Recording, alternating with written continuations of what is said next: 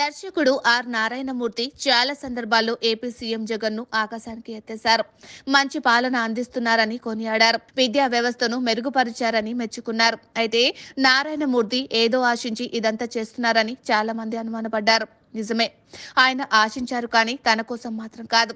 తన ప్రాంత రైతుల కోసం, 2 జిల్లాల ప్రజల కోసం జగన్ ను ఒక కోరిక కోరారు. తాండవ రిజర్వాయర్ ను ఆధునీకరించి కాలువలు విస్తరిస్తే తూర్పు గోదావరి, విశాఖ జిల్లాలో అదనంగా 1000 ఎకరాలకు సాగునీరు అందుతుందని భావించారు. నారాయణమూర్తి విన్నపాన్ని జగన్ మన్నించారు. అప్పటి నుంచి జగన్ అంటే ఒక రకమైన గౌరవాభిప్రాయం ఏర్పడింది నారాయణమూర్తిలో. సామాజిక సమస్యలు, విప్లవం నేపథ్యంలో సినిమాలు చిత్రీకరిస్తుంటారు ఆర్ నారాయణమూర్తి. సినీ ఇండస్ట్రీలో మంచివాడు అని గుర్తింపు దక్కించుకున్నారు. 2019లో వైసీపీ అధికారంలోకి రావడంతో నారాయణమూర్తి పావులు కదిపారు.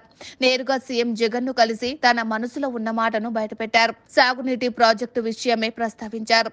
దీనికి సానుకూలంగా స్పందించిన జగన్ గ్రీన్ సిగ్నల్ ఇచ్చారు. అప్పటి నుంచి నారాయణమూర్తి జగన్ ను ఇంద్రుడు, చంద్రుడు అంటూ పొగడడం ప్రారంభించారు. అయితే ఏ రిజర్వాయర్ కోసం అంతలా పొగిడారో ఆ రిజర్వాయర్ పనులకు ఒక్క అడుగు ముందుకు పడలేదు.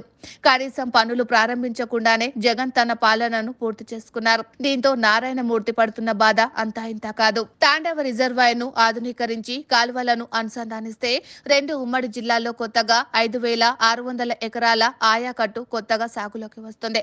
51,465 ఎకరాల ఆయాకట్టు స్థిరీకరణ జరుగుతోంది. నారాయణమూర్తి విన్నపం మేరకు 2021 మార్చి 19న పాలనాపరమైన అనుమతులు ఇచ్చారు. టెండర్లు పిలిచి కాంట్రాక్టర్ ను ఖరారు చేశారు. కానీ పనులు మాత్రం చేయలేదు. ఆర్ నారాయణమూర్తి ఆశలు తీరలేదు. కానీ తన మాట గౌరవించిన జగన్ ను మాత్రం గత 5 ఏళ్లుగా నారాయణమూర్తి పొగడ్తలతో ముంచెత్తారు. అయితే ఇప్పుడు నారాయణమూర్తి నోరు మెదపడం లేదు.